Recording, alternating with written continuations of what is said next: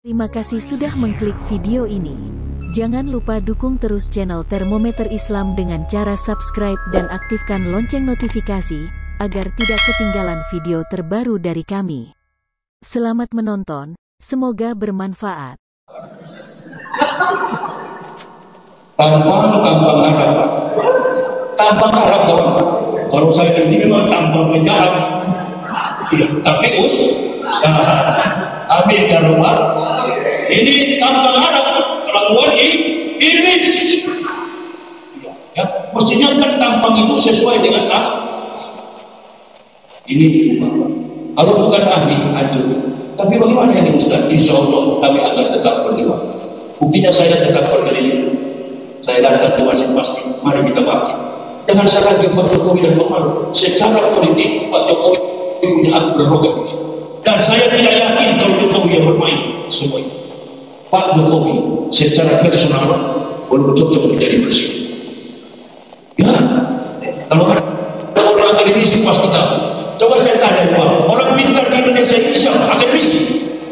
Bukan orang pintar di Indonesia ini, jenderal angkatan darat. Dan sesuai dengan hadis Nabi, pasukan fi ilmi wal jismi al-qawiyyu amin. Pemimpin yang kuat, pemimpin yang pasukan di ilmi, mempunyai cakrawala kemampuan keilmuan, leadership. Beliau berdua ini satu.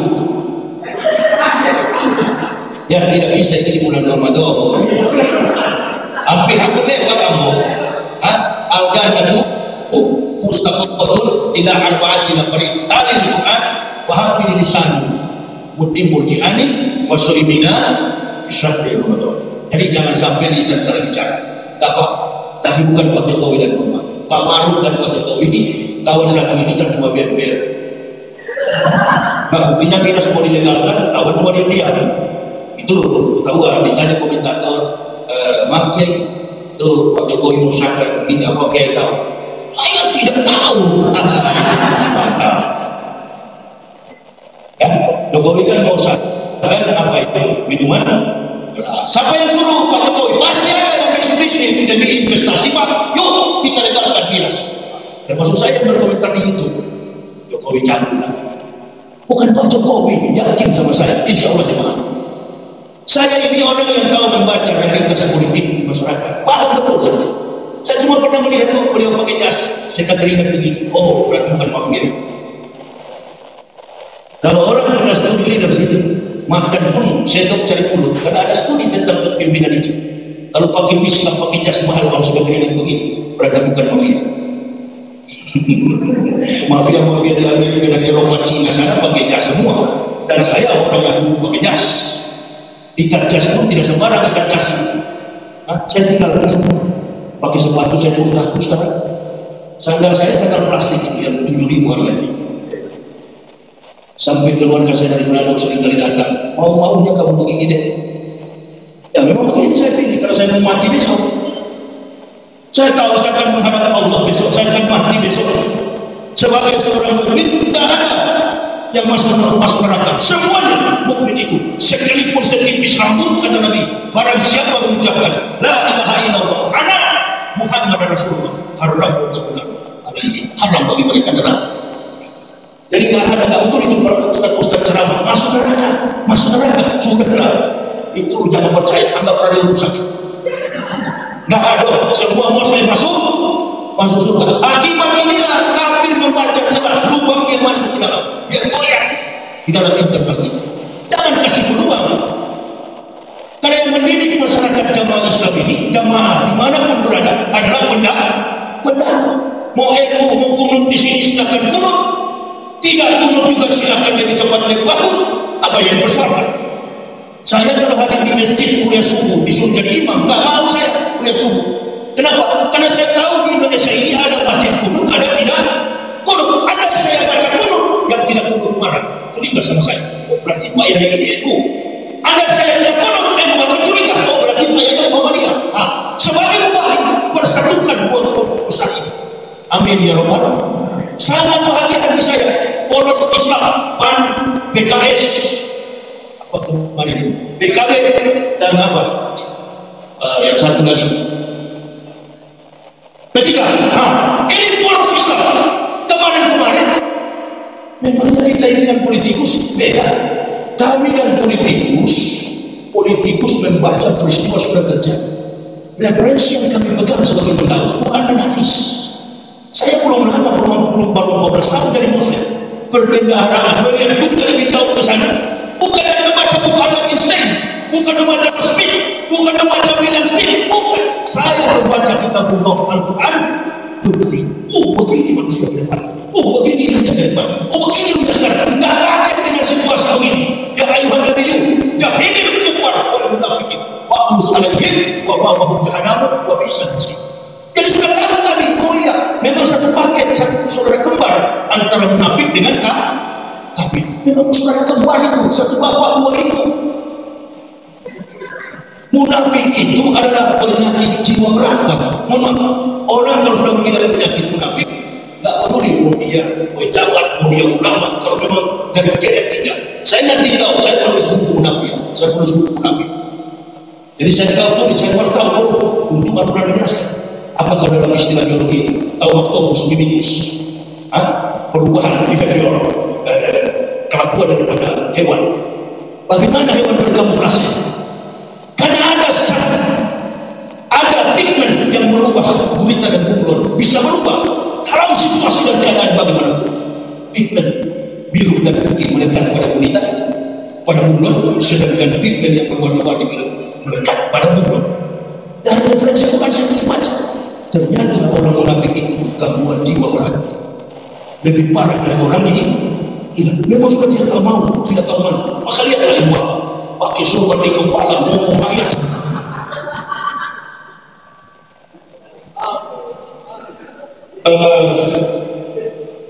Dia yang selalu bicara di YouTube di mana-mana. Yahya Waroni itu menjarahkan. Saya sudah bilang tadi, 4 kali Rocky Gerung diperhadapkan di pengadilan. 4 kali juga hakim datang ke Rocky minta tambahan 1 bulan semester belajar hukum itu logika. Kami terlatih dengan kemampuan filsafat logika. Kebetulan saya backgroundnya filsafat. Ilmu pidana itu orang melakukan hukum pidana baru dia masuk penjara. Adanya hukum pidana karena ada kejahatan di masa. Kejahatan apa yang saya buat? Saya bilang orang Kristen kafir masuk neraka, pasal berapa saya masuk penjara? Hakim pun bilang tidak bisa dipidana satu ini. Kalau saya merasa bersalah, hendaknya orang Kristen berdoa atau jangan lapor ke polisi, lapor kepada Yesus. Karena Yesus bukan Isa, Yesus adalah Tuhan Kristen. Jangan diganggu, lakum didukung walihin. Jangan diganggu itu, orang punya Tuhan itu. Tapi Nabi Isa adalah Nabi kita umat Islam. Nabi yang keberapa itu? Nabi yang ke-24, yang ke-25 Nabi Muhammad, yang ke-26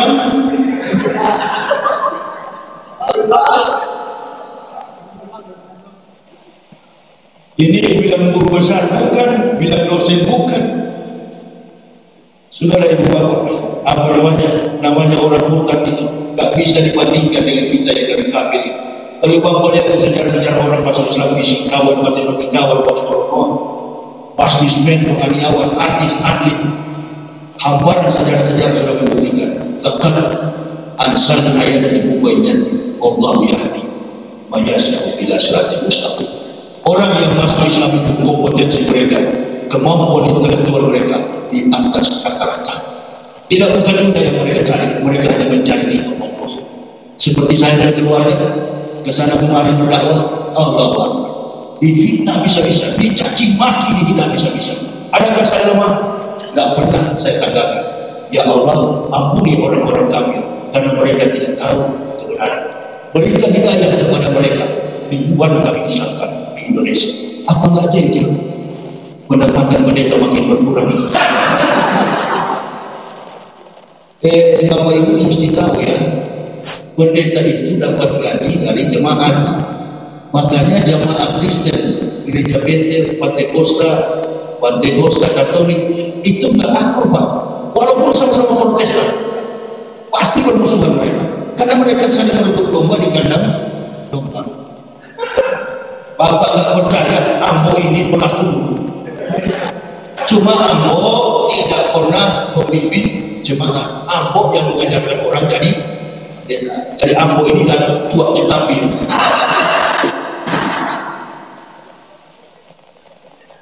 beda Pak, ini memang dari tuaknya. Makanya cepat belajar Al-Quran. Oh, di Israel, orang Israel menyebut alif, orang Arab menyebut alif. Orang Israel menyebut bet, gidar, dalet, herwab, syahim, yatet, yot, kaf, lamet, mimun, sonet, ayat besar, profession. Penulisan tangan tinggi. Saya mengajar dosen bahasa Ibrani. Saya terus masuk Islam. Allah, gampang hidayah. Tapi Ibraninya tidak menggunakan vowel, semuanya konsonan. Kalau kita di Islam, kita pun gulung. Kita bilang tidak bisa sakal, tidak ada baris. Itu bahasa Ibrani. Semakin Bapak Ibu kuasai kosakata Prancis, makin jago bahasa Ibrani. Dan itulah bahasa yang dipakai oleh Semaji Israel, Yahweh Eha. Dengar dari Israel, Tuhanmu adalah Yahweh Eha. Eha itu bahasa Arabnya Ahad. Orang Arab Yahudi juga kalau bilang kamu Anta, bilang saya anak sama. Bahasa ibu mereka adalah bahasa Arab. Makanya bahasa Isa ibunya adalah bahasa Suryani, Syria. Ini tidak ada dalam buku Alkitab, tidak ada.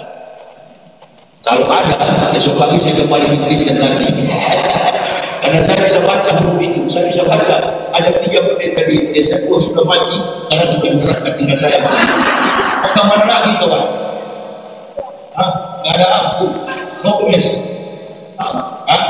Hitam katakan hitam, putih katakan putih. Ya, minimal penjara, maksimal mati orang bunuh. Apa ini untuk ya, sampaikan bukan dengan kebencian, tapi saya. Begitu ketemu nanti, saya sebentar di surga, dia di neraka. Kenapa ya kau sudah duluan? Saya sudah sampaikan dia kemarin di dengan hakim. Dia nerima, dia tidak mau masuk Islam. Lolos, nggak ada beban lagi. Lolos, itu maksud aku. Jangan sampai antum di surga, disuruh turun lagi karena komplain dari neraka. Ini ya kepada buya-buya ini sampaikan. Pokoknya yang tidak punya pengalaman di neraka jangan sampaikan, bahaya itu. Saya aja yang boleh sampaikan karena saya pernah ke neraka dulu, balik lagi. Itu memang agak ini ya, waktu pertama masuk Islam agak khawatir saya ke masjid disuruh sunat. Sunat di mana Pak? Nah Pak ya di ujung saja. Saya bilang Pak Kiai, saya suka ke masjid. Jangan lupa Bapak pun sunat. Ya sudah sekarang aja Pak Kiai, besok tunggu menterinya. Begitu disunat, dijepit dengan bangku begini di pokok. Masya Allah, dua minggu kemudian jalan itu. Saya bilang istri saya, kawan sini, bikin bangku yang panjang begini, kayak jahit supaya tinggal begini. Sakitnya minta ampun. Inilah salah satu mungkin syarat yang pendeta-pendeta takut masuk. Sedangkan roh dikasih, apalagi cuma batang gede. Saya bilang kiai jangan tersunat kiai. Kalau batang gede jadi syarat, silakan. Itu namanya hidayah petunjuk. Satu keluarga bukan mau kawin. Ini kan banyak masuk Islam mau kawin, habis manis seperti buang. Kami sekeluarga, pelabuhan terakhir kami adalah tak mau main-main. Saya sering terang pada tahun berapa kemarin 2010, 2011 sampai hari ini tensi dakwah saya tidak menurun, tetap begitu. Karena kalau buka mulut saya lidah saya cuma satu, kalau lidah bukan. Habis bicara A jadi B, habis bicara B jadi C. Jadi itu si munafik itu yang sering tidak suka sama saya itu kan, maksud saya kalau tidak suka urus secara pribadi. Atau saya sarankan kepada Ngabalin dan adik Armando ini tahun depan ikut tes polisi, iya kan? Kalau jadi polisi kan bisa menjalankan orang, kan begitu. Tes polisi, lulus jadi polisi, langsung jadi Kapolri. Artinya ibu bapak, polisi itu aparat bekerja dengan undang-undang. Aparat bukan alat politikus. Dan kita sebagai masyarakat jangan mau diadu-domba dengan apa? Tetangga kita ada polisi, tetangga kita, saudara kita ada polisi, ponakan kita, saudara kita ada polisi, ada aparat ini. Jangan mau kita diadu-domba. PKI tunggu supaya umat Islam berkesukaan dengan apa? Aparat, rangkul aparat kita.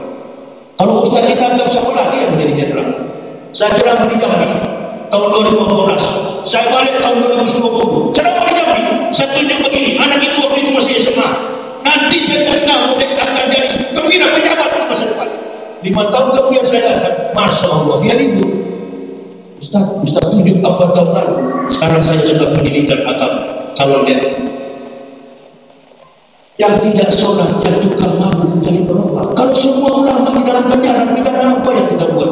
Peristiwa yang menimpa Habib Rizik Syihab ini bukan peristiwa hukum, peristiwa politik. Siapa ustaz yang bermain 9 cacing Taiwan? Makanya Habib tahu dampak politik ini. Habib tidak mau menyuruh masyarakat memberontak karena Habib adalah seorang ulama. Beliau tahu dampak hukumnya. Kenapa? Di dalam hadis sahabat pernah bertanya kepada Rasulullah, ya Rasul, ada pemimpin zalim, ada pemimpin yang tidak berpihak kepada kami, kebijakan politiknya menyusahkan, menyulitkan kami. Ada Rasul Muslim, dia Muslim ya Rasul, dia sholat ya Rasul. Selagi dia Muslim dan sholat, jangan Pak Ma'ruf dan Pak Jokowi masih sholat. Walaupun Jokowinya salah-salah berpatihah teko, nah, itu fakta kawan, itu nggak bisa dipenjarakan, itu fakta. Ambo ini bekas kafir, dulu Ambo jadi kafir. Sufi saja imam tarawih, insya Allah bisa. Makhluknya bisa.